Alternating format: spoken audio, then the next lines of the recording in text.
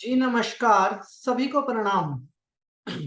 हमारा आज का टॉपिक है कि जो भी हम अपनी लाइफ के अंदर प्रेयर्स करते हैं, प्रार्थनाएँ करते हैं, इन प्रार्थनाओं का क्या महत्व है हमारे जीवन के अंदर? और ये जो प्रार्थनाएँ हम करते हैं, ये हमारी लाइफ में काम कैसे करती है? और हमें प्रार्थना करनी भी चाहिए या नहीं करनी चाहिए?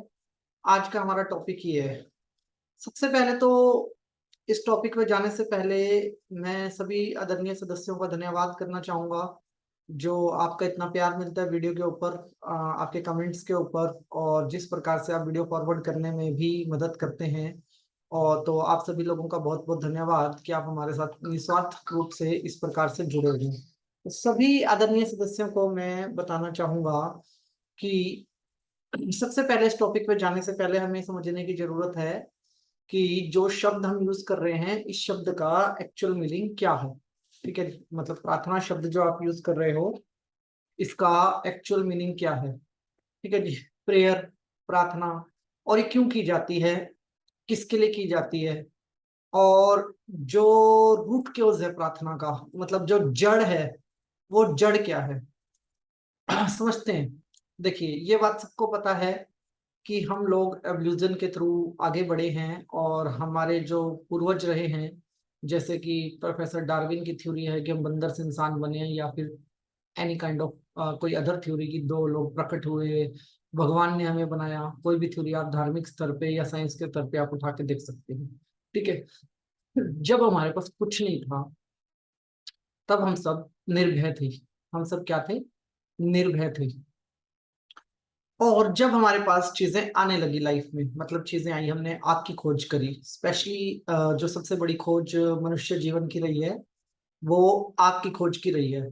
जब हमने आग की खोज की और हम अपने लाइफ के अंदर, मतलब जब हमने आग की खोज की और हम अपने जीवन के अंदर आगे बढ़ने लगे, दूसरी सबसे बड़ी खोज हमने जो की, वो हमने की उसकी, क्या नाम है? खेती-बाड़ी की। ठीक है जी? सबसे पहली चीज़ क्या थी कि हमारे ऊपर अ, जिसे हम भगवान कहते हैं, जिसे हम जानते ही नहीं और जिसे हम जानते ही नहीं थे, वो सिर्फ़ हमें विपदाएँ देता था। विपदाएँ मतलब कभी बारिश पड़ रही है, कभी बिजली गिर रही है, कभी कोई कहीं भूकंप आ रहा है, कहीं तूफ़ान आ रहे हैं, कभी सूर्य का आधा टुकड़ा गिर गया, कभी आग लग रही है, कुछ भी होता चला जा रहा है और मनुष्य जो था, वो इन सब चीज़ों से स्ट्रगल करता जा रहा था। बहुत सारी प्रजातियाँ जो थी, वो ग्रो कर गई और बहुत सारी जो प्रजातियाँ थी, वो विलुप्त हो गई। अब जब हमने आग और खेती-बाड़ी का आविष्कार किया, तो हमें कुछ चीज़ें समझ में आने लगी। समझ में कुछ ऐसे आने लगी कि पहले आसमान से हमारा कोई काम नहीं पड़ता था, आसमान से हमें कोई काम नहीं था और जब हमने खेती-बाड़ी शुरू करी तो हमें आसमान से काम पड़ने लगा। जब हमें आसमान से काम पड़ने लगा तो हमारे जो पूर्वज थे, उन्होंने कुछ एक्सपेक्टेशन, मतलब कुछ चीज़ें बनानी शुरू करी। जैसे बारिश हो रही है, तो उनको लगा कि जो आसमान में जो तारे होते हैं, आसमान में कोई है जो बैठ के इस दुनिया को चला रहा है और वही हमें बारिश दे रहा है। कोई ऐसा व्यक्ति है जो बैठ के चला रहा है जो हमें वो दे रहा है, धूप दे रहा है। मतलब इस प्रकार की थ्योरियाँ बनने लगी और समटाइम्स मौसम में परिवर्तन होता, बारिश नहीं होनी है, क्या नाम है, बारिश नहीं आनी थी और बाढ़ आ गई, या बहुत ज़्यादा बारिश हो गई या बारिश हुई ही नहीं, तब हमें लगता था कि जो वो व्यक्ति है ना, जो हमें चला रहा है, वो हमसे नाराज़ हो गया। और उसको मनाने के लिए हम मिन्नतें और विनती करनी शुरू कर देते थे और जो तब से चला आ रहा है और आज तक चलता आ रहा है। और किस प्रकार से चलता आ रहा है आप समझिएगा कि तब हाथ जोड़ दिया, हाथ जोड़ने का कल्चर आया, कोई ऐसे करने लग गया, कोई ऐसे करने लग गया, सबने अपने-अपने सिस्टम बनाए, ठीक है? डिफरेंट-डिफरेंट धर्म बनते चले गए, डिफरेंट-डिफरेंट जातियाँ-पातियाँ बनती चली गई, डिफरेंट-डिफरेंट भगवान बनते चले गए। मेरी इस वीडियो में एक चीज़ मैं आप लोगों को क्लियर कहूँगा, मैं एक जो व्यक्ति हूँ, अंधविश्वास को मैं बिल्कुल फ़ॉलो नहीं करता हूँ। मतलब मेरे लिए अंधविश्वास मेरे गले से नहीं उतरता। मुझे अगर लॉजिक नहीं मिलेगा, तो मैं उस भगवान से भी सवाल करूँगा, जो दुनिया ने बनाया है और उस भगवान को भी सवाल करूँगा जो हम सबको चला रहा है। दोनों से सवाल करूंगा, और जहां मुझे मेरे सवाल का जवाब मिलेगा वहीं मैं अपने आप को शांत करूंगा। अगर मेरे सवाल का जवाब नहीं है तो मैं किसी किताब पे किसी भी चीज के ऊपर यकीन करने वाला व्यक्ति नहीं हूँ। तो मेरे दिमाग में कुछ सवाल, और सवाल कुछ अलग टाइप के सवाल हैं। ठीक है, अब मेरे दिमाग में सवाल आया कि अगर मूर्ति के अंदर भगवान है, ठीक है जी, अगर मूर्ति के अंदर भगवान है तो जो निग्रो होते हैं वो मोटे मोटे होंठ वाली घुंघराले बालों वाले भगवान बनाते हैं, जो क्रिश्चियंस होते हैं वो अपने टाइप के भगवान बनाते हैं, हम हिंदू होते हैं हम अपने टाइप के भगवान बनाते हैं, कोई कबीले वाले होते हैं वो अपने टाइप के भगवान बनाते हैं, कोई चाइनीज है वो चाइनीज भगवान बना रहा है, कोई जापानीज है वो जापानीज भगवान बना रहा है, कोई तिब्बतियन है वो तिब्बतियन भगवान बना रहा है। मतलब हम जैसा सोचते हैं, हम जैसा दिखते हैं, हम वैसा ही भगवान बनाते हैं। ठीक है, और ऐसे भगवान बनाते बनाते हम लोग थक नहीं रहे हैं। एक के बाद एक के बाद एक के बाद एक हम गॉड क्रिएट किए जा रहे हैं। ठीक है, अब मेरा सवाल ये है कि कौन सा भगवान हमारी प्रार्थना सुनता है? फिर कहते हैं कि सब एक है। ठीक है, कौन सा भगवान मेरी प्रार्थना सुनेगा? सबसे पहला तो ये। अब यहाँ पे सवाल आता है कि जो भगवान आपके धर्म से बिलोंग करता है, लाइक मैं हिंदू हूँ तो हिंदू धर्म का भगवान आपकी बात सुनेगा। तो मेरा सवाल ये आता है कि भगवान तो भगवान है ना, भगवान तो निस्वार्थ होगा, जैसा आप लोगों ने किताबों में लिखा है। मैंने ऐसी कोई किताब लिखी नहीं है, मैंने सिर्फ देखी और पढ़ी है। जैसा आप लोगों ने लिखा है कि वो तो भगवान है ना, वो तो निस्वार्थ होगा, तो चर्च वाला भगवान मेरी क्यों नहीं सुनेगा? फिर कहते हैं नहीं आप जाओ तो सुनेगा। फिर कोई कहता है कि वो भगवान ऐसा है जो सबकी सुनता है, वो भगवान ऐसा है जो सबकी सुनता है।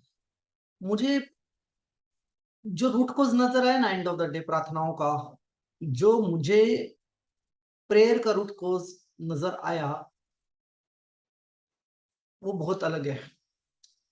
ठीक है, और मेरे पास लॉजिक है कि मुझे ऐसा रूट कोज क्यों नजर आया। चलिए एक एग्जांपल लेते हैं पहले हम। एग्जांपल ये है कि एक बार एक नाव के अंदर 24 लोग सवार होते हैं। रात के टाइम पे नाव निकलती है समंदर के अंदर से, तो अचानक से समंदर में तूफान आ जाता है। बिजलियां कड़क रही हैं, तूफान आ रहे हैं, बहुत तेज लहरें उठ रही हैं समंदर के अंदर, और एकदम अंधेरा, मतलब स्टार्स भी नहीं दिखाई दे रहे हैं आसमान के अंदर। और सब लोग बहुत ज्यादा डर जाते हैं। लहरें थोड़ी इतनी तेज होती है कि थोड़ा थोड़ा पानी नाव की तरफ आता है तो लोग भीग जाते हैं, लोग घबरा जाते हैं। सब लोग अपने अपने अंदाज में पूजा करते हैं, कोई हाथ जोड़ के, कोई घुटनों के बल बैठ के, कोई चौकड़ी मार के, सब अपने अपने अंदाज में, हे भगवान बचा ले, हे भगवान बचा ले, हे भगवान बचा ले। और सब लोग अपने अपने नाम पे, अपने अपनी हैसियत के हिसाब से नेगोशिएशन करना शुरू करते हैं भगवान के साथ। अगर बच गया तो इस तीर्थ स्थान पे जाऊंगा, बच गया तो ये चढ़ाऊंगा, ऐसी पूजा करवाऊंगा, ऐसा लंगर करवाऊंगा, ऐसा करूंगा वैसा करूंगा। मतलब डिफरेंट डिफरेंट कमिटमेंट सब लोग अपनी अपनी करनी शुरू कर देते हैं।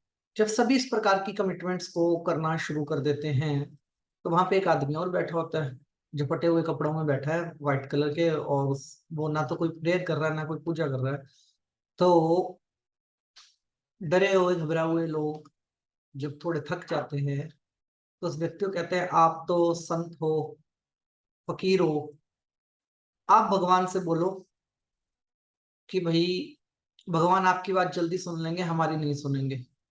बोला भगवान मेरे लिए भी वैसा, भगवान आपके लिए भी वैसा है।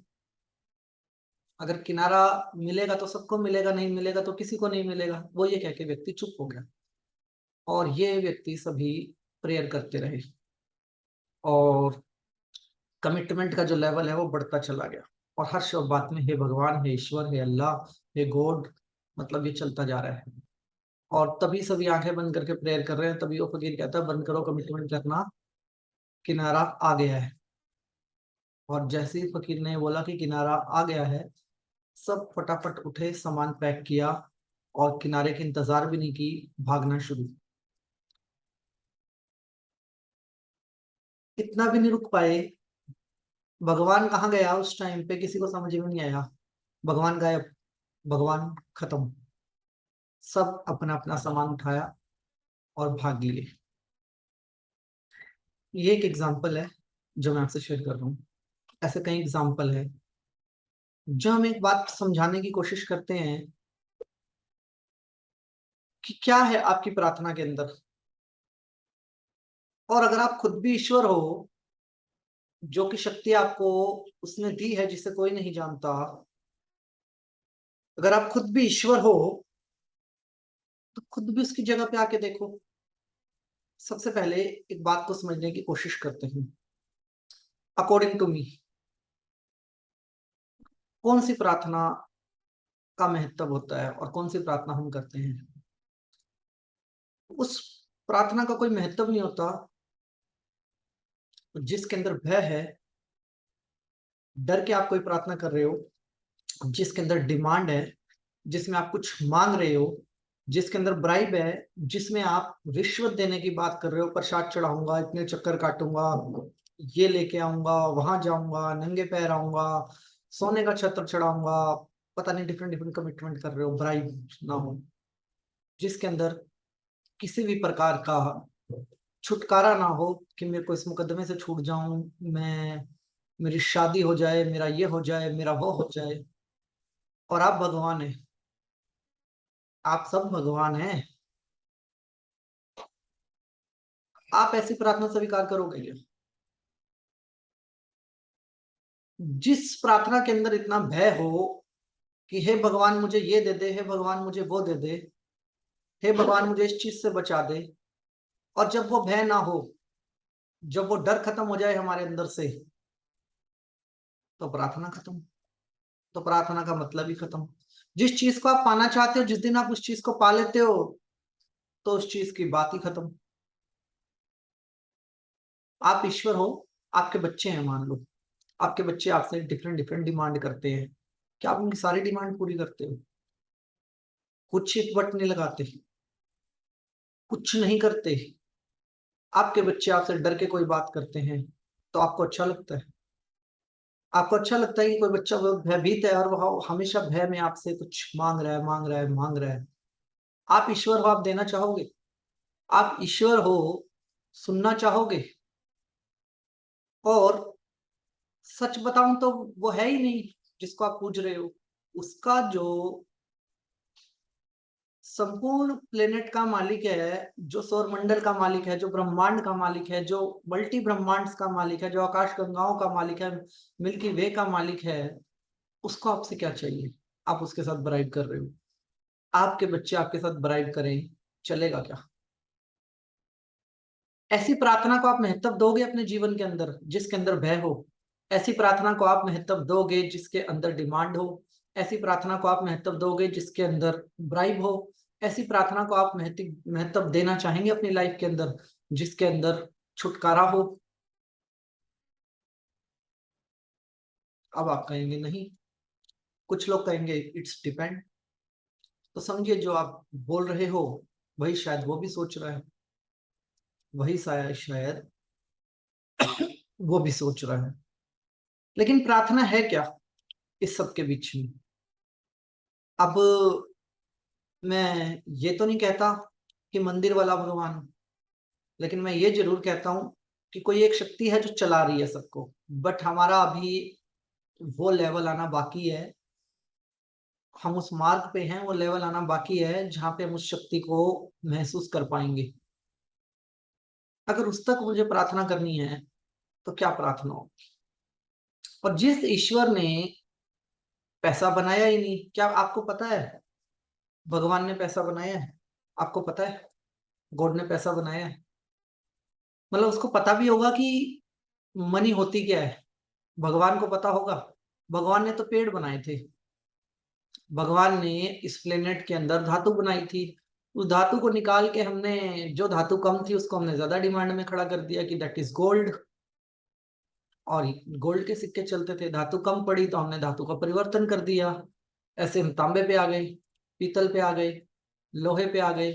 जब सारी चीजें हमारी खत्म हुई तो हम आगे और आगे बढ़ गए, हम कागज के नोटों पे आ गए। उससे तो पेड़ बनाया था, उसने कागज नहीं बनाया था। और जब वो कागज खत्म होने लगे तो अब हम डिजिटल पे आ गए। बनाया किसने और बदला किसने? हमने। और मांगते किससे हैं हम मांगते किससे हैं? उससे जिसने ये मतलब ये कॉन्सेप्ट ही नहीं बनाया। हम क्रिएट खुद करते हैं चीजों को और ब्लेम उस ईश्वर को करते हैं हमेशा। हम क्रिएट करते हैं ना चीजों को, जात पात धर्म, चीजें जितनी भी हमने बनाई, ये अच्छे के लिए भी हैं और खराब के लिए भी हैं। हर सिक्के के दो पहलू होते हैं। धर्म अगर जोड़ता है तो धर्म तोड़ता भी है। हर सिक्के के दो पहलू है ना। अगर धर्म ने जोड़ा तो कौन जुड़ा धर्म के साथ? एक विचारधारा के लोग। लेकिन दूसरी विचारधारा के लोग हमारे अगेंस्ट भी होंगे। वो कहेंगे हमारा धर्म अच्छा है, हम कहेंगे हमारा धर्म अच्छा है, कोई तीसरा कहेगा मेरा धर्म अच्छा है, कोई चौथा कहेगा मेरा धर्म अच्छा है। और इस सर्वश्रेष्ठ बनने के कंपटीशन के अंदर हम भगवान बदलते रहेंगे, भगवान के कॉन्सेप्ट बदलते रहेंगे, कथाएं बदलते रहेंगे, किताबें बदलते रहेंगे, अधिकार छीनते रहेंगे लोगों के। और ब्लेम किसको करेंगे एंड ऑफ द डे? उस ईश्वर को जिसको किसी ने देखा ही नहीं, जिसको किसी ने जाना ही नहीं, जो शायद हमें भी नहीं जानता, जो शायद हमें भी नहीं जानता होगा। हम ब्लेम उसको करते हैं और डिफरेंट डिफरेंट तरीके से प्रार्थना करते हैं। और हर प्रार्थना के अंदर कोई ना कोई डिमांड होती है, कोई ना कोई भय होता है। और किसी को कुछ नहीं चाहिए, जो सब कुछ ही है जिसके पास, वो भी मांगता है मोक्ष दे दो परमात्मा, तेरे दर्शन दे दे परमात्मा, मुझे अपने पास बुला लो परमात्मा। मतलब विचारहीन तो कुछ है ही नहीं, विचारहीन तो कुछ है ही नहीं। कुछ ना कुछ, कुछ ना कुछ, कुछ ना कुछ चीज बना के रखी है हमने साथ के साथ। ना उसने धर्म बनाया, ना उसने जात पात बनाई, ना उसने पैसा बनाया, ना उसने आपके कपड़े बनाए। उसने प्रकृति बनाई और प्रकृति में जैसे सब थे वैसे हमें बनाया। हम ग्रो हुए और हमने खुद को बनाया और बाकी सबको मिटाया। जो हमारे सामने आया हमने उसको मिटाया। लेकिन दोष किसको देते हो? परमात्मा को। प्रार्थना के अंदर दोष रोपण किसको देते हो? हे भगवान, उसने उसके साथ ऐसा होगा, भगवान देख रहा है तेरे साथ ऐसा होगा। अपने कर्म की तरफ ध्यान नहीं है। वो क्यों देखेगा आपको? He is your servant. क्या भगवान हमारा नौकर है या उसकी ड्यूटी है कि वो हमें देखता रहे? मतलब वो क्यों देखेगा? और अगर कोई महान व्यक्ति मुझे ये भी कहते हैं कि वो देखता है, तो आप बताओ, आप ये किस ब्याह पे बात बोल रहे हो कि वो देखता है? ओशो ने एक बड़ी अच्छी बात कही है, जीते जी वहां जा नहीं सकते और मरने के बाद तुम बता नहीं सकते कि स्वर्ग क्या है। मरने के बाद आप बता नहीं सकते और जीते जी आप वहां जा नहीं सकते। और इसीलिए बीच का जो साइकिल है हमारा लाइफ साइकिल, इसके अंदर बेवकूफ बनते जा रहे हैं, बनते जा रहे हैं, बनते जा रहे हैं, बनते जा रहे हैं। उसके साथ ब्राइड कर रहे हैं जिसको जानते ही नहीं। कौन से भगवान को प्रार्थना कर रहे हो? पहले ये समझने की जरूरत है हमें। उस भगवान को जिसने आपने बनाया या उस भगवान को जिसने हमें बनाया? कौन से भगवान को आपकी प्रार्थना जारी है? ठीक है जी। विचार वाली प्रार्थना जारी है या विचार भाव वाली प्रार्थना जारी है या विचारहीन प्रार्थना जारी है आपकी? प्रार्थना कॉन्शियसनेस के लेवल पे है या प्रार्थना धर्म, जात पात और बंधनों के आधार पे है? मैं आपसे पूछता हूं, ये आपको डिसाइड करना है कि प्रार्थना का, आपकी प्रार्थना का महत्व क्या होगा। ये आप डिसाइड करेंगे कि प्रार्थना का आधार क्या है आपकी। धर्म, जात पात, बंधन, डिमांड या कॉन्शियसनेस? किस उसके ऊपर आप प्रार्थना करते हैं? किस भाव के ऊपर आप प्रार्थना करते हैं? वो क्यों देगा आपको मोक्ष? उसने जीवन दिया है, आपने आपको क्या जीवन की कदर नहीं है? उस परमात्मा ने हमें जीवन दिया है, आपको जीवन की कदर नहीं है कि आप मोक्ष की बात करते हो उसके साथ? वो क्यों देगा आपको मुक्ति? उसने जीवन दिया है। आपका बच्चा अगर आपको कहे कि मुझे मोक्ष दे दो, आप दे दोगे क्या? आप बोलेगा मुझे उठा लो, मुझे मार दो। आप मार दोगे क्या अपने बच्चे को? आप ये काम कर सकते हो अपने जीवन के अंदर कि आप अपने बच्चे को मार दो? नहीं कर सकते। आप अपने बच्चे को हल्की फुल्की चोट लगी नहीं बर्दाश्त करते, मोक्ष तो बहुत दूर की बात होगी। जब आप अपने बच्चे को मोक्ष नहीं दे सकते तो आप उससे मोक्ष क्यों मांगते हो? जो आप कर नहीं सकते वो आप डिमांड क्यों करते हो? प्रार्थना है या प्रार्थना का व्यापार है? इस प्रार्थना का महत्व क्या है?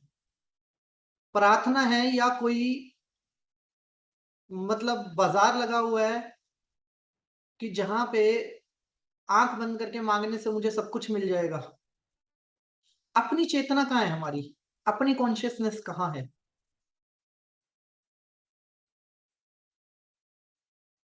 हम माँ के पेट से निकलने के बाद पवित्र नहीं होते कि गंगा में नहाने के बाद ही पवित्र होते हैं? मंदिर में जाके बहुत सारे मंदिरों में मैंने एक चीज नोटिस की है पर्सनल लेवल के ऊपर। अभी मेरी 2-3 दिन पहले किसी से कन्वर्सेशन भी हुई थी कि जी ये कपड़े नहीं डालने हैं, वो कपड़े नहीं डालने हैं। चलो ठीक है, सबके अपने अपने रूल्स हैं, मुझे उसमें नहीं पढ़ना। ऐसा नहीं करना, वैसा नहीं करना, हजारों चीजें। कितने ऐसे मंदिर हो गए हैं जहाँ पे धर्म के नाम पे व्यापार हो रहा है, ईश्वर के नाम पे व्यापार हो रहा है। हम अपनी प्रार्थना लेके जाते हैं या हम व्यापार करने जाते हैं? हम अपनी प्रार्थना करने जाते हैं या ब्राइब करने जाते हैं? किसी स्थान का महत्व है, कोई तीर्थ स्थल है, उसका महत्व है, वहां पे कलेक्टिव कॉन्शियसनेस होती है, वाइब्रेशन होता है, मैं इस बात को डिनाई नहीं करता। बट मैं इस बात पर जरूर सवाल उठाता हूं कि आप अपनी कॉन्शियसनेस का यूज क्यों नहीं करते? आप कलेक्टिव कॉन्शियसनेस का यूज क्यों करते हैं? आपकी सेल्फ की भी तो एक कॉन्शियसनेस है। प्रार्थना तो आप सेल्फ के लिए करते हैं ना, तो आपकी सेल्फ की भी तो एक कॉन्शियसनेस है। उस सेल्फ के बारे में आप क्यों नहीं सोचते हैं? एक चीज जो बहुत अलग तरीके से मतलब समाज में चलती आ रही है, उसके ऊपर बात करना चाहूंगा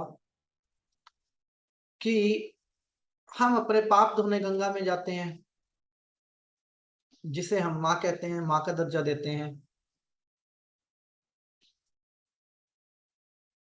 और हम अपनी माँ को क्या दे रहे हैं? पाप।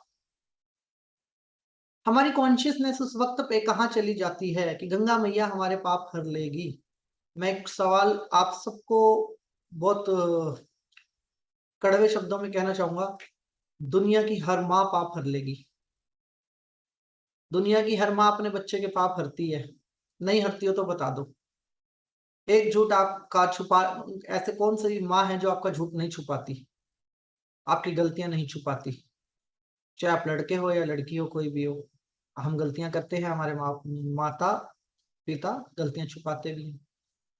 लेकिन आप क्या अपने माँ को, अपने पिता को झूठ और पाप देना चाहोगे कि आज मैं पवित्र हो गया क्योंकि मैं गंगा नहा लिया और अब मेरे पाप धुल गए? That make sense? मतलब ये कोई तमीज वाली बात है जो हम करते हैं? एक तरफ हम आराध्य बोलते हैं, माँ का दर्जा देते हैं, और दूसरी तरफ हम क्या करते हैं? अगर गंगा कहीं से निकलती है तो हम भी तो कहीं से निकलते हैं ना, और वो पवित्र है तो हम पवित्र कैसे हो गए? और हमें पवित्र होने के लिए किसी मंदिर, मस्जिद, गुरुद्वारे या चर्च की क्या जरूरत है? मैं जहां हूं मैं वहीं पवित्र हूं ना, मैं जहां हूं वहीं परमात्मा का रूप हूं ना। मुझे पवित्र होने के लिए किसी ऐसी, किसी दूसरे की जरूरत क्या है? पवित्रता क्या है मेरे अंदर की? मेरे अंदर की पवित्रता सच और झूठ एक सिंपल सी कहानी है जो मेरे को लगती है। दैट इज, अगर मैं किसी का जानबूझ के बुरा करता हूं तो मैं गलत हूं, और अगर मैं सबका अच्छा सोचता हूं तो मैं सही हूं। और सबका मतलब प्रकृति का। हम हर रोज तो खिलवाड़ कर रहे हैं स्वयं के साथ प्रार्थना के नाम पे। हम प्रार्थना करते हैं बट प्रार्थना के भावार्थ तक नहीं पहुंचते। एक मतलब मैं आपसे बात पूछता हूं, आप इस बात का जवाब देना कि जहां पे कलेक्टिव कॉन्शियसनेस भी होती है, जहां पे भी कलेक्टिव कॉन्शियसनेस भी होती है, क्या वहां पे आपदा नहीं आती? हमें ऐसा लगता है कि मेरे ऊपर मुसीबत है, क्या आपके बनाए भगवान के ऊपर मुसीबत नहीं है? मैं आपसे एग्जांपल शेयर करता हूँ। क्या केदारनाथ पे आपदा नहीं आई थी? और केदारनाथ पे जब आपदा आई थी, और जो केदारनाथ मंदिर के पीछे जो पत्थर पड़ा है, उसका साइज का आप आइडिया भी लगा सकते हैं कि उसका वजन कितना होगा, उसका साइज कितना होगा। अगर आपदा आई थी तो वहां पे जो थे ईश्वर, उन्होंने अपनी रक्षा स्वयं करी ना। वो पत्थर अपने आप आया ना वहां पे। लेकिन आपदा तो वहां पे भी आई, जहां पे इतनी कलेक्टिव कॉन्शियसनेस थी। क्या सोमनाथ मंदिर के ऊपर आक्रमण नहीं हुए? एक बार हुआ, कितनी बार हुआ? जब आप एक मंदिर की बात करते हो और एक किसी ऐसी जगह की बात करते हो जहां पे कलेक्टिव कॉन्शियसनेस है, वहां पे आप स्वयं को उस ईश्वर से अलग क्यों मान लेते हो? आपदाएं वहां पे भी आ सकती हैं, तो आपदाएं आपके जीवन में भी होती हैं। वो अपनी आपदाओं से खुद निपटते हैं, तो आप अपनी आपदाओं से खुद क्यों नहीं निपटते? आप प्रार्थना को बैसाखी के रूप में लेके चल रहे हैं अपने साथ। मुझे पता है मेरा भगवान मुझे बचा लेगा, पर आपको पता है भगवान कौन है और कौन सा है भगवान आपका? डिफरेंट डिफरेंट टाइम पे डिफरेंट डिफरेंट सिचुएशन के अंदर धर्म मॉडिफाई हो जाते हैं। डिफरेंट डिफरेंट सिचुएशन के अंदर धर्म मॉडिफाई हो जाते हैं ना? नहीं होते तो आप बताओ कि धर्म मॉडिफाई नहीं होते। धर्म बदलते हैं, धर्म के अंदर जो चीजें होती हैं वो भी बदलती हैं। अब आप इस बात को समझिए, हम मॉडिफाई क्यों नहीं होते? हम कभी इस बात पे विचार क्यों नहीं करते कि मेरी जो प्रार्थना है, एक्चुअल में वो प्रार्थना क्या है? डिमांड, ब्राइब, भय, स्वार्थ? और मुझे कौन सी प्रार्थना करनी चाहिए?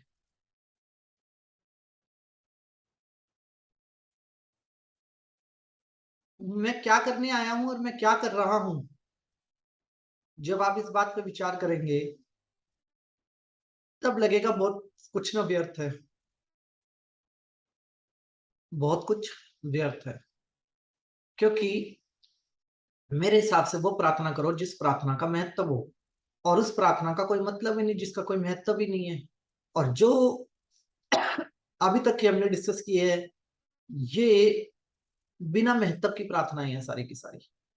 इंटायर बिना महत्व की प्रार्थनाएं, जिसमें भय है, जिसमें स्वार्थ है, जिसके अंदर आपका डिमांड है, ब्राइब है, ये सारी चीजें हैं, ये सारी बिना मतलब की प्रार्थनाएं हैं। व्हाट रियल, व्हाट रियल, आप बताइए। आप कितने देश घूमे हो, कितनी दुनिया घूमे हो? नहीं घूमे तो कोई बात नहीं, गूगल बाबा है। आप वहां पे सभी दुनिया भर के मंदिरों की पिक्चर्स देखो, दुनिया भर के लोगों की पिक्चर देखो। मतलब पिरामिड में आपको इजिप्ट वाले भगवान मिलेंगे, कहीं पे आपको चर्च वाले भगवान मिलेंगे, कहीं पे आपको क्या नाम है निग्रो वाले भगवान मिलेंगे, कहीं आपको हिंदू वाले भगवान मिलेंगे, कहीं आपको मुस्लिम वाले भगवान मिलेंगे, कहीं आपको बुद्ध वाले भगवान मिलेंगे। जिसने जैसा चाहा भगवान वैसा बना लिया। लेकिन एक बात, कभी किसी ने देखा नहीं कि वो कैसा है, वो कौन है। उसने अपना एक्सेस ही नहीं दिया। आइदर ही शेप, उसकी कोई शेप भी है, आइदर इट्स शेपलेस, मतलब वो शेपलेस है। मतलब सबसे बड़ी बात ये है कि हर मूर्ति का एक महत्व है, और हर मूर्ति के साथ एक मैसेज है। हम कभी वहां पे भी नहीं गए, उसके महत्व पे भी नहीं गए, उसके मैसेज पे भी नहीं गए। बाजार बनते चले गए, चलते बनते चले गए, बनते चले गए, कंपटीशन होता गया, होता गया, होता गया। आज मूर्तियां भी बहुत है, मंदिर भी बहुत है, मस्जिद भी बहुत है, चर्च भी बहुत है, गुरुद्वारे भी बहुत है। लेकिन मैं पूछता हूँ, सब धर्म के नाम पे है ना? हाँ। लेकिन इन सब की टक्कर में एक चीज है जो सबसे ज्यादा है, दैट इज अधर्म, पाप। वो इन सबसे ज्यादा है। क्यों? क्योंकि जो मैं करता हूं वो बिना सवाल के करता हूं। जो मैं करता हूं वो मैं बिना सवाल के करता हूं। जो मैं करता हूं मैं भय में करता हूं। जो मैं करता हूं वो किसी दूसरे के कहने पे करता हूं। जो मैं करता हूं वो किसी चीज से छुटकारा पाने के लिए करता हूं। जो मैं करता हूं उसमें मैं हूं। इस वजह से धर्म, इतने करोड़ों मंदिर, हजारों मंदिर, हजारों चर्च, हजारों मस्जिद और गुरुद्वारे होने के बावजूद भी अकेला अधर्म, जिसे हम पाप कहते हैं, गलत काम कहते हैं, सबसे ज्यादा है। और उसका जिम्मेदार कौन है? आप कह दो ईश्वर। वही लड़ेगा डेविल से आके, वही लड़ेगा शैतान से आके, वही लड़ेगा बुरी शक्तियों से आके। वो अधर्म कौन है? कह देते हैं ना कि ईश्वर है, और फिर विचार करना, अच्छा उसको तो हमने कभी देखा ही नहीं। किसके भरोसे पे बैठे हैं हम, जिसको कभी देखा नहीं, जिसको कभी जाना नहीं, जिसके बारे में कभी सोचा नहीं। एक बच्चा अगर ब्लाइंड हो, मतलब बाय बर्थ ही, एक बच्चे का एग्जाम्पल लेते हैं, इसे ब्लाइंड, वो कोई भी डिमांड करता है पूरी कर देते हैं। मतलब उसने कहा एप्पल खाना है तो एप्पल दे दिया, उसने कहा शूज चाहिए तो शूज ले दिए, उसने कहा शर्ट चाहिए तो शर्ट ले दी। जो वो कहता है पूरी होती चली जाती है। लेकिन ना उसने माता को देखा ना पिता को देखा है, और ना ही हमने उसके साथ रिश्ता डिस्कस किया। उसकी डिमांड पूरी होती जा रही है बच्चे की। क्या कहना आपका इस बच्चे के बारे में? जब तक उसकी डिमांड पूरी होती जा रही है ना, जब तक उस बच्चे की डिमांड पूरी होती जा रही है तब तक वो कुछ नहीं बोलेगा। उसको कोई भय नहीं है। और जिस दिन उसकी डिमांड रुकेगी ना, उस दिन भय होगी। उस दिन उसके अंदर भय उत्पन्न हो जाएगा बच्चे के अंदर। एक सिंपल सी बात है, जितनी लग्जरी आप उस ईश्वर से डिमांड करते हो, जितनी फैसिलिटीज आप उससे डिमांड करते हो, जितनी रिश्ते आप उनसे डिमांड करते हो, जितनी चीजें आप उनसे डिमांड करते हो, क्या उसने बनाई है? क्या उसने बनाए हैं ये रिश्ते? अगर उस ईश्वर ने बनाए होते तो धोखा ना होता। उसने रिश्ता बनाया है माँ बेटे का, धोखा नहीं होता। औरत इसलिए खूबसूरत नहीं होती कि वो औरत है। औरत इसलिए खूबसूरत होती है कि उसके पास जो सौंदर्य है ना, वो उसका इमोशन है। उसका जो सौंदर्य है ना, वो बच्चे के साथ बच्चे जैसी रहती है। और उसका जो सौंदर्य है ना, एक माँ का जो अपने बच्चे के लिए प्यार होता है ना, उसको आज तक कोई शक्ति बदल नहीं पाई। इसलिए वो औरत है। जो रिश्ता उसने बना के दिया ना, वो नहीं बदल सकता। और जो हमने बनाए, उसका क्या हुआ? सब लड़ रहे हैं, खप रहे हैं। आपकी प्रार्थना का महत्व क्या है, इसकी गहराई को जानने के लिए क्या कभी हमने सवाल नहीं उठाया कि वो अधर्म अकेला इतना बड़ा कैसे हो गया? और अधर्म कौन है? वही परमात्मा तो मंदिर में मिल जाएगा, मस्जिद में मिल जाएगा, चर्च में मिल जाएगा, किसी भी तीर्थ स्थल पे भी मिल जाएंगे, गुरुद्वारे में मिल जाएंगे। ये अधर्म कहाँ मिलेगा?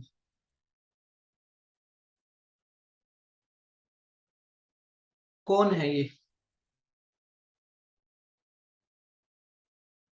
ये अधर्म भी हम ही है, कोई दूसरा नहीं है। सोचने वाली बात है। कोई कह दे कि मैं सच्चा हूं, कोई एक कह दे कि मैंने अपने जीवन में कोई गलत काम नहीं किया, कोई महत्व नहीं है उस प्रार्थना का जो आप अधर्म के साथ कर रहे हो, जिसके अंदर डिमांड है, जिसके अंदर स्वार्थ है, जिसके अंदर कुछ ना कुछ पाने की इच्छा है, विचार है। कोई महत्व नहीं है। हम खुद भयभीत हैं कि वो ईश्वर हमारे साथ ऐसा कर देगा, वो ईश्वर हमारे साथ वैसा कर देगा, और हम अपनी आने वाली जनरेशन को भी भयभीत करते जा रहे हैं। That's the true. यही सच है कि हम भयभीत हैं और हम भयभीत करते आ रहे हैं, और ये भय हमारे डीएनए में हमारे पूर्वजों से आया हुआ है। पूर्वजों की बात करें तो समझ में आता है कि उन्होंने जितना वो कर सकते थे, आग की खोज, खेती, कबीलों में रहना, झुंड बना के रहना, धीरे धीरे लैंग्वेज को डेवलप करना, आर्ट को डेवलप करना, वो करते करते चले गए, बहुत कुछ उन्होंने झेला। लेकिन आज आपकी कॉन्शियसनेस का लेवल क्या है? आज तो कम से कम हमें वो चश्मा नहीं लगाना चाहिए जिसपे ये लिखा हो कि इस चश्मे के अंदर आपको परमात्मा के दर्शन होंगे, चश्मा लगा लेने से आपको परमात्मा के दर्शन होंगे। कौन सा चश्मा लगाना चाहिए? ऐसा चश्मा लगाना चाहिए जिससे कुछ चीज क्लियर ना दिख रही हो ना, वो भी क्रिस्टल क्लियर दिखे। जब वो चश्मा लगाएंगे ना, तब किसने कहा कि आप ईश्वर से सवाल नहीं कर सकते? उसने कभी खुद आके कहा कि मुझसे सवाल मत करो? किसने कहा कि आप उससे आंख मिला के बात नहीं कर सकते? उसने कभी कहा कि मुझसे आंख मिला के बात मत करो? कब उसने कहा कि तुम मेरी पूजा मत करो, तो मैं ये नहीं करूंगा और मैं वो नहीं करूंगा? मतलब बना रखा है कॉन्सेप्ट। इंद्रदेव की ड्यूटी यही थी कि वो यही देखते रहे कि कौन मेरी पूजा कर रहे हैं और कौन नहीं कर रहे हैं, मैं उसके ऊपर बारिश करूंगा और उसके ऊपर नहीं करूंगा। इकोसिस्टम है पूरी प्रकृति के अंदर, एक प्रकृति अपने आप काम करती है, इसमें आपको भयभीत होने की क्या जरूरत है? कब कहा उसने कि मेरे से मुझसे ब्राइब करो, मुझे ये दो तो मैं तुम्हें वो दूंगा? कब कहा? आपने कभी सवाल किया खुद से, स्वयं से सवाल किया कि उसने कभी कहा आपको कि मुझे ब्राइब करो? मांगा कभी उस ईश्वर ने आपसे कुछ?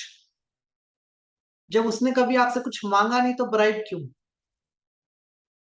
जब उसने ये सब कुछ बनाया ही नहीं, तो डिमांड क्यों?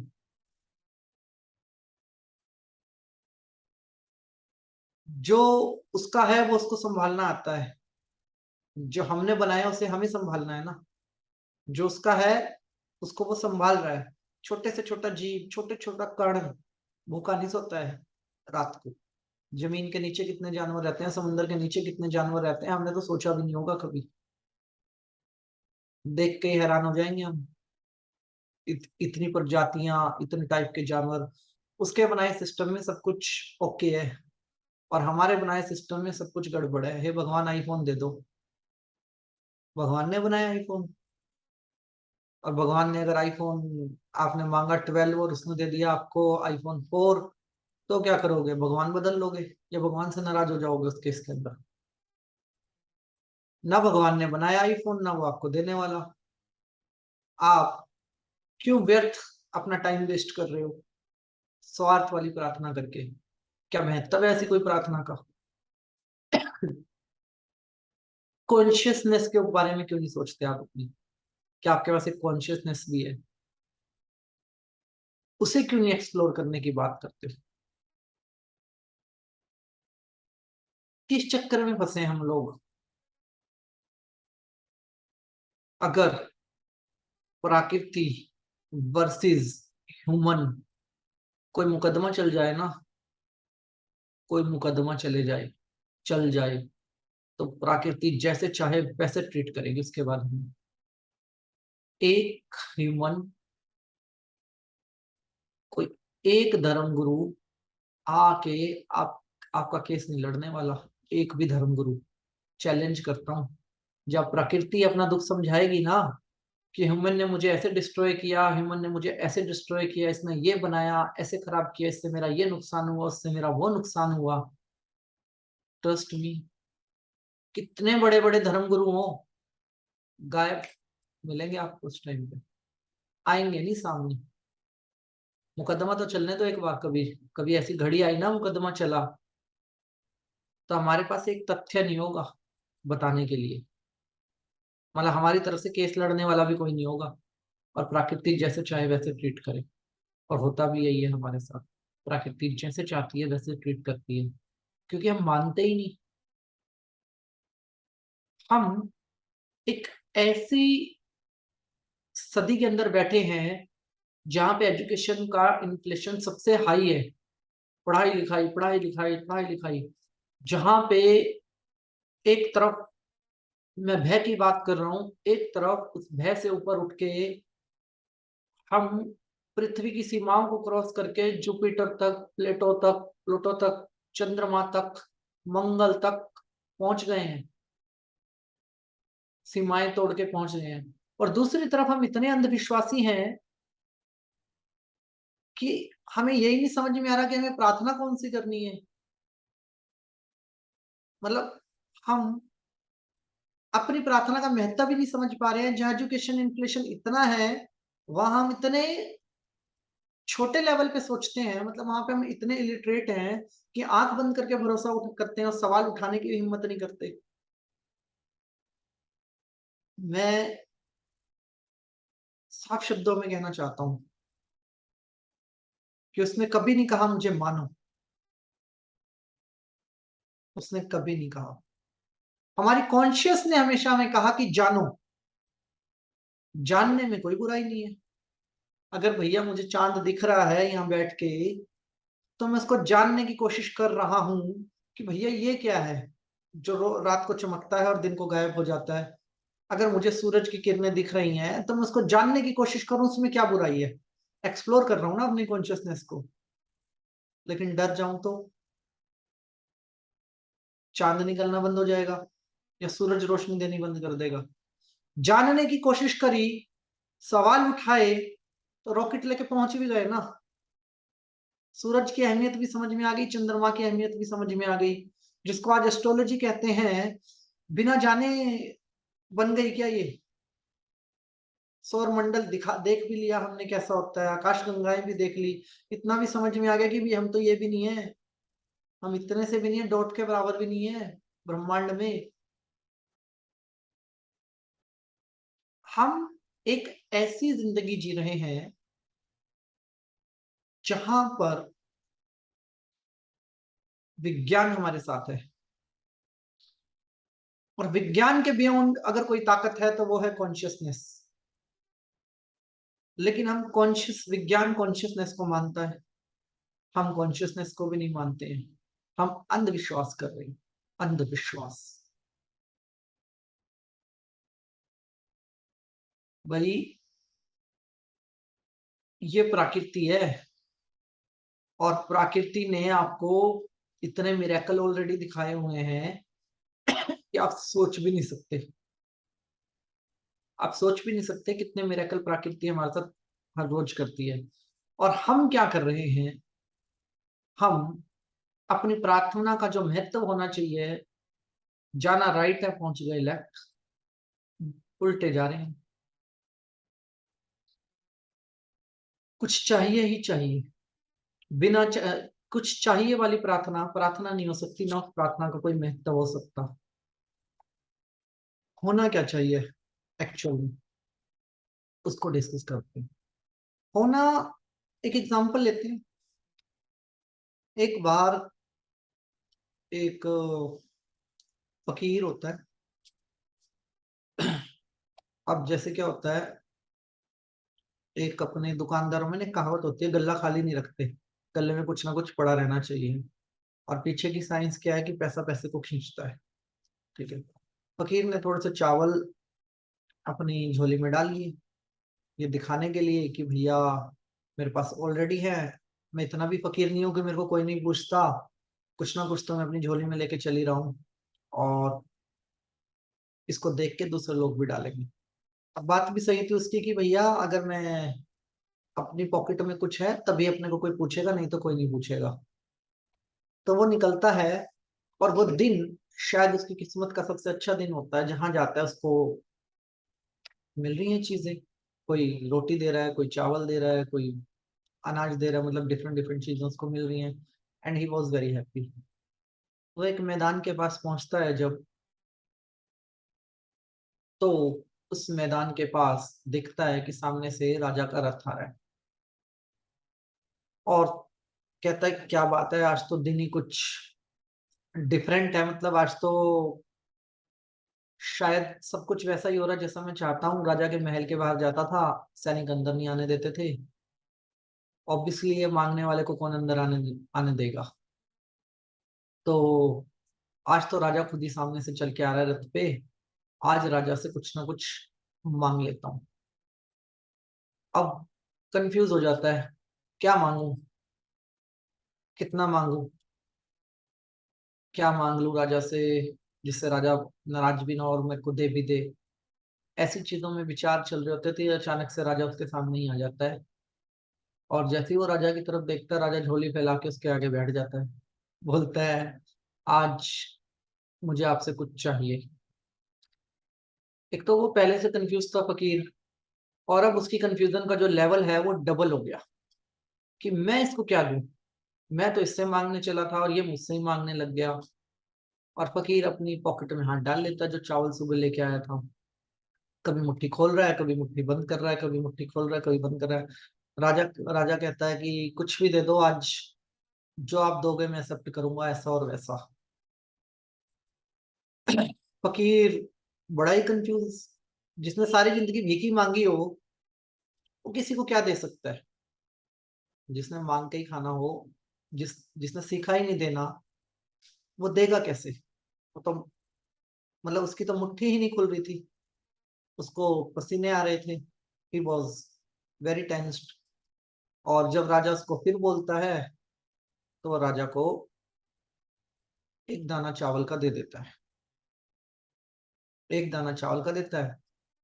राजा उसके पैर छूता है, उसके जिस पॉकेट से उसने चावल निकाले थे उस पॉकेट को हाथ लगाता है और चला जाता है। फकीर बड़ा परेशान, उदास, कि मैं तो कुछ लेने आया था, यहाँ तो मेरा राजा ही मेरे से कुछ लेके चला गया। अब उसको समझ में नहीं आ रहा कि मैं भिखारी या ये भिखारी। परेशान होता है, घर पहुंचता है, दुखी मन से वाइफ पूछती है, आज तो बैग में बड़ा वजन है, आज तो बहुत कुछ लाए हो। तो कहता नहीं, आज तो कम हो गया, राजा मिला था और राजा ने मतलब एक दाना ले लिया, ऐसा वैसा। तो बड़ा दुखी होता है मतलब। तो वो क्या करता है, जैसे ही वो अपना अनाज बाहर निकालता है थैले से, तो सारे तो चावल ही होते हैं उसके थैले के अंदर, लेकिन एक चावल सोने का होता है, एक दाना सोने का होता है। और जैसे ही वो सोने के दाने को देखता है ना, ही वॉज शॉक्ड, और बड़ा दुखी होता है दोबारा से कि मैंने राजा को मुट्ठी भर के चावल क्यों नहीं दे दी। उसको समझ में आ जाता है कि राजा ने उसकी पॉकेट को क्यों हाथ लगाया था। एक दाना उसने दिया तो राजा ने भी एक दाना दे दिया। उसको ये लगा कि मैंने पूरी की पूरी झोली राजा की झोली में क्यों नहीं डाल दिया, सब कुछ मैंने राजा की झोली में क्यों नहीं डाल दिया। वो इस बात तक पहुंच ही नहीं पाया, उस सोच तक पहुंच ही नहीं पाया। वो पहले भी दुखी था और अब भी दुखी है। वो जब भीख मांगने गया तब भी दुखी था, और सोने का चावल का दाना लेके भी दुखी है। सेम कंडीशन है हमारी, हम भी वही फकीर हैं।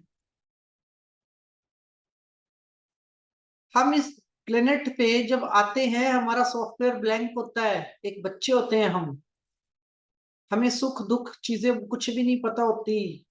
हम स्माइल करते हैं, हम क्राई करते हैं, हम मस्त जिंदगी में होते हैं, बंद मुट्ठी से आते हैं और मुट्ठी खोल के जाते हैं।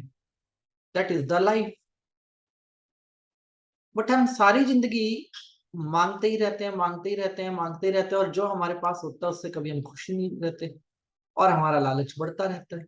और वो लालच हमें इस फकीर की तरह किसी भी कंडीशन पे सुख ही नहीं रहने देता। आज तक उसको सोने का चावल तो नहीं मिला था, उसको इस बात की खुशी तो हुई नहीं कि मेरे को सोने का चावल मिला। उसको इस बात का दुख जरूर हुआ कि मैंने राजा को एक दाना दे दिया। फिर उसको इस बात का भी दुखी है कि भैया मैंने सारी झोली उसके अंदर क्यों नहीं डाल दी, राजा की झोली के अंदर अपनी झोली क्यों नहीं डाल दी। सुख कहाँ था उस फकीर के पास, दुख ही दुख था। और यही मैं आपसे पूछता हूँ कि सुख कहाँ है हमारे पास। जिनके पास गाड़ी है वो बड़ी गाड़ी की डिमांड करते हैं, जिसके पास अच्छा फोन है वो और अच्छे फोन की डिमांड करता है, जिसके पास कपड़े हैं वो और अच्छे कपड़े की डिमांड करता है। ऐसे कितने ही लोगों को जानता हूँ जो वेल सेटल्ड है लेकिन उनकी डिमांड खत्म नहीं होती है कभी। ये मिल जाए, ऐसा हो जाए, वैसा हो जाए, सुख आ जाएगा क्या? डिमांड वाली प्रार्थना सुखी रहने देगी क्या? इच्छाओं से भरा हुआ भाव क्या रिजल्ट लेके आएगा? इच्छा से भरा हुआ भाव क्या रिजल्ट लेके आएगा? समझो। कागज का जहाज बना के उड़ा दो, खाली है, हवा में उड़ेगा। बच्चे होते हैं जब हम सभी बच्चे उड़ाते हैं, एक पॉलिथीन में पानी भर के फेंक दो, कितनी ऊपर उड़ा पाओगे? एक गुब्बारे में पानी भर के कितनी ऊपर उड़ा पाओगे? नहीं उड़ा पाओगे, फट जाएगा, धम से नीचे गिर के फट जाएगा। हमेशा ही तो अपने विचार डाउनलोड करके प्रार्थना के अंदर भेजते हैं हम, हे भगवान ये दे दे, हम तुझे बदले में ऐसा करेंगे, हम ये करेंगे, हम वो करेंगे। इतना गुबार भर देते हैं कि गुब्बारा फट जाता है और परमात्मा का महत्व खत्म हो जाता है। यही सच्चाई है कि आपकी प्रार्थना का कोई महत्व नहीं है। जिस प्रार्थना के अंदर डिमांड है उस प्रार्थना का तो कोई महत्व ही नहीं है। और मोक्ष मांग लो तो शायद प्रार्थना, मतलब मैं बैठा होता तो उसकी जगह तो मैं तो गुस्सा आ जाता, मुझे तो मोक्ष कैसे मांग लिया आपने? मैंने आपको जीवन दिया है, उसने हमें जीवन दिया, आपने मोक्ष कैसे मान लिया? आपके सामने आपका बच्चा मरने की बात करे और दोबारा जन्म ना लेने की बात करे, क्या आपको गुस्सा नहीं आएगा? अगर आपका बच्चा स्कूल जाता है और स्कूल में जाना है उसको और वो स्कूल नहीं जाता तो आप उसको डांट टपट करते हो बच्चे के साथ, और आप कर्म करने आए हो, आप कर्म नहीं करते तो क्या आप परमात्मा से एक्सपेक्ट करते हो? आप ले भी तो लेसन लेने आए हो ना यहाँ पे। आप अपने लेसन लेने के लिए तैयार नहीं हो तो आप उससे क्या एक्सपेक्ट करते हो कि वो आपको प्यार करेगा? क्या कहेगा? छोड़ो। Understand your responsibilities. क्या आपकी रिस्पॉन्सिबिलिटीज क्या है? आप अपनी रिस्पॉन्सिबिलिटीज के बारे में नहीं सोच रहे हैं। फकीर जैसी जिंदगी मत जिए। उस फकीर जैसी जिंदगी नहीं जीनी, ना ही उस फकीर जैसी जिंदगी जीनी जो भय वाली हो। भय मुक्त जीवन जिए, और भय मुक्त जीवन के अंदर ही आपकी प्रार्थना को कोई महत्व होगा। ऐसी प्रार्थना जो विचार भाव से हो, जो भावहीन हो, काम करेगी। किसके लिए करनी है प्रार्थना? क्यों करनी है प्रार्थना? आप ही परमात्मा हो, स्वयं के लिए ही आपको काम करना है, लेकिन मांग के नहीं करना है। उसने जो कुछ दिया, हमारी झोली पहले से भरी हुई है, अच्छी शक्ल सूरत है, अच्छे कपड़े डालते हैं, अच्छे घरों में रहते हैं, उसने सबको बराबर का दिया है। और अगर कुछ कम हुआ तो वो हमारा बनाया हुआ कम हुआ है, उस ईश्वर का बनाया हुआ कुछ भी कम नहीं है। मतलब उसने हमें कुछ भी कम नहीं दिया है, उसने सबको बराबर का दिया है। ये गरीबी अमीरी तो हमने बनाई है ना। सारे बच्चे एक जैसे पैदा होते हैं, बराबर की हड्डियां, बराबर के ब्लड सेल्स, बराबर की वेन्स, सब कुछ बराबर का ही होता है। गरीबी तो हमारी सोच के अंदर है, उसने तो हमें भर के ही भेजा है। और उस तक जाने के लिए ना, हमें अपने अंदर के अधर्म को खत्म करना होगा। जो हमारे अंदर का अधर्म है कि मैं, मेरा भय, मेरा स्वार्थ, मेरी डिमांड, ये अधर्म है। और अपनी रिस्पॉन्सिबिलिटी से भागना, यही है अधर्म।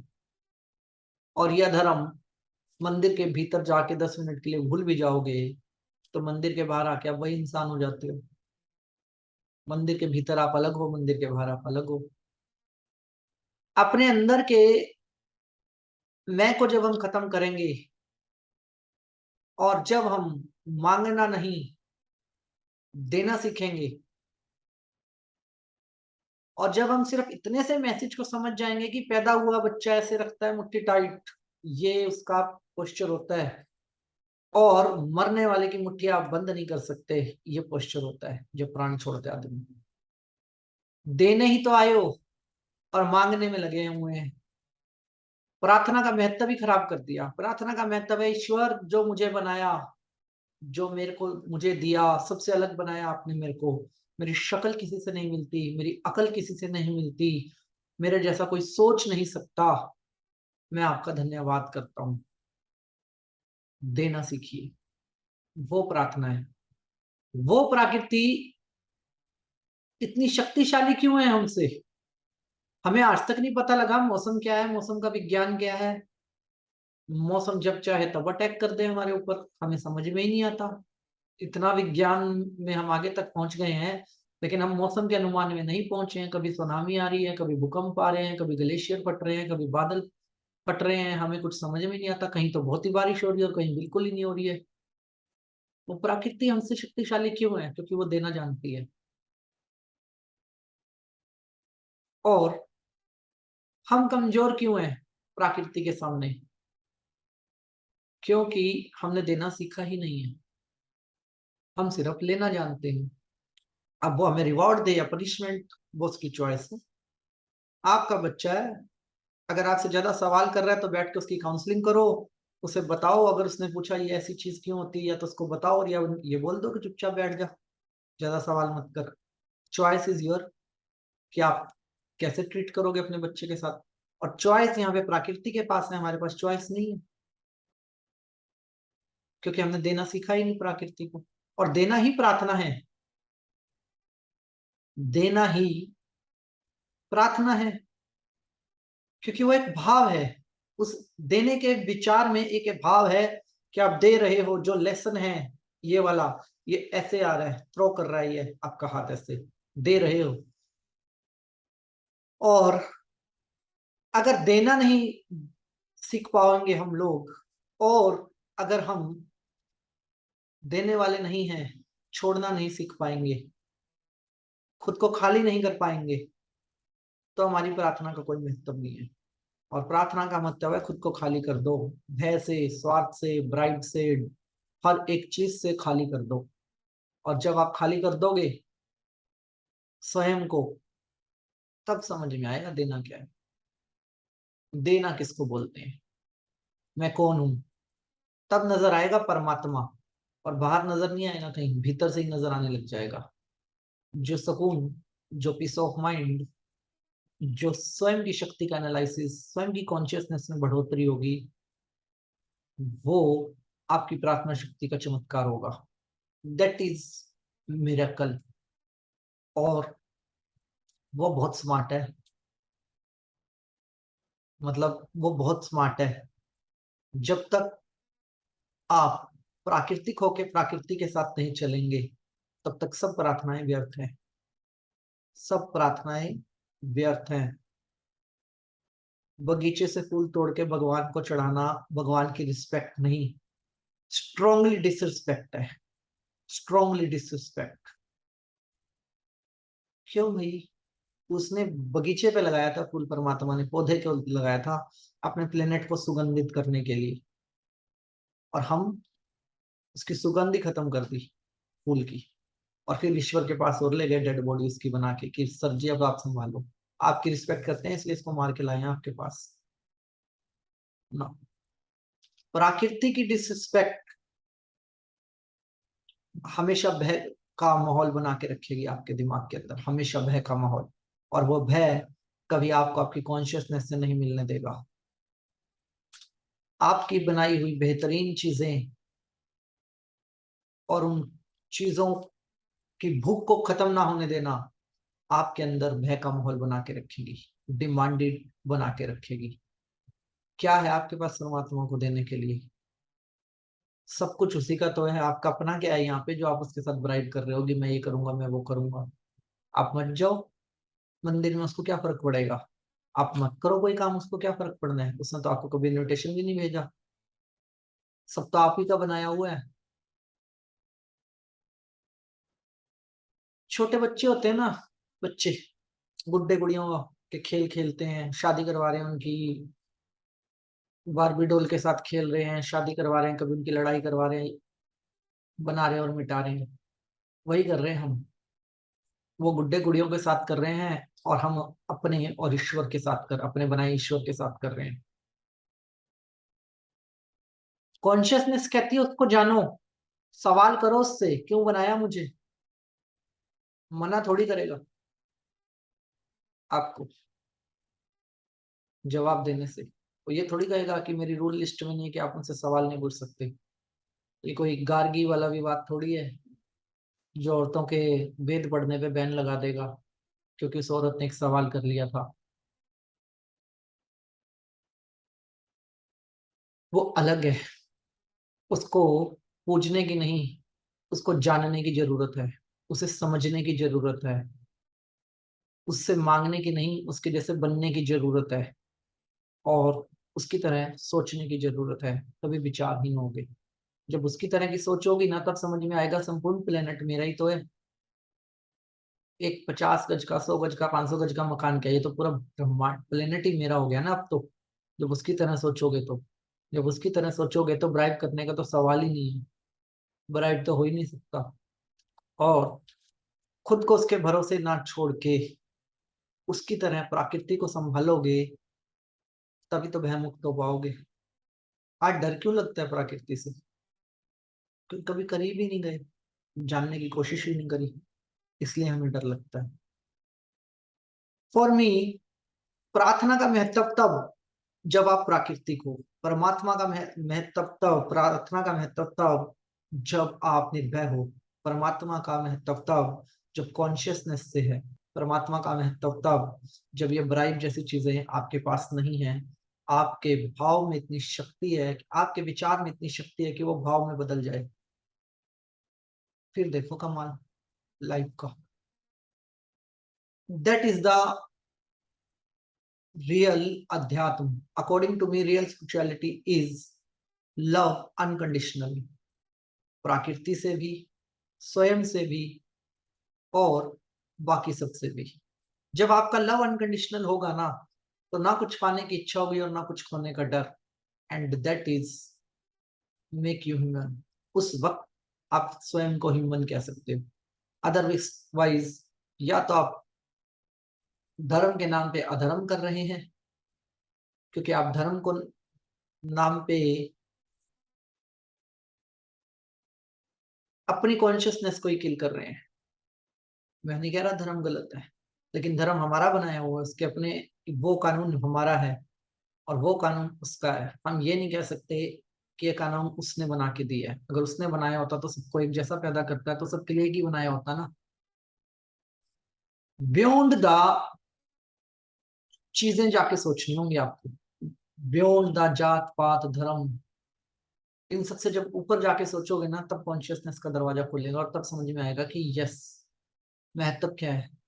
अब हमें अपने होने का महत्व ना पता हो तो हम अपनी प्रार्थना के महत्व की क्या बात करेंगे। बहुत सारे सवाल प्रार्थना को लेके हमने क्लास में डिस्कस किए। आपके भी कोई सवाल हो तो आप कमेंट बॉक्स में जरूर बताइएगा। सभी आदरणीय सदस्यों से विनती रहेगी, हमारी संस्था का मकसद एक ऐसे जागरण को प्रकट करना है जहाँ पे इंसान खुद के बारे में सोचे, अपने महत्व को समझे, अपनी रिस्पॉन्सिबिलिटी को समझे, और जो सालों साल से चलता रहा है बेवकूफ उसको बनाया जा रहा है चीजों के नाम पर, वो बेवकूफ ना बने। सभी आदरणीय सदस्यों से विनती है कि इस वीडियो को ज्यादा से ज्यादा फॉरवर्ड करने में हमारी मदद करें। और अगर वीडियो के अंदर कोई भी बात ऐसी है जो आपको बुरी लगे, तो उसके लिए मैं आप लोगों से हाथ जोड़ के माफी मांगूंगा। इस वीडियो का मकसद किसी धर्म, जात पात और किसी भाव को ठेस पहुंचाना नहीं है।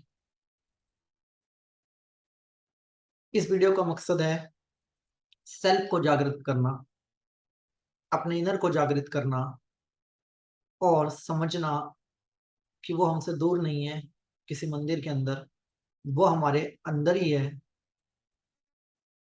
और मुझे उसी की तरह बन के सोचना है, मुझे उसी की तरह बन के चलना है, और मुक्ति पानी है भय से, मुक्ति पानी है बाकी सारी चीजों से, और अपने होने को सिद्ध करना है। मैं हूं,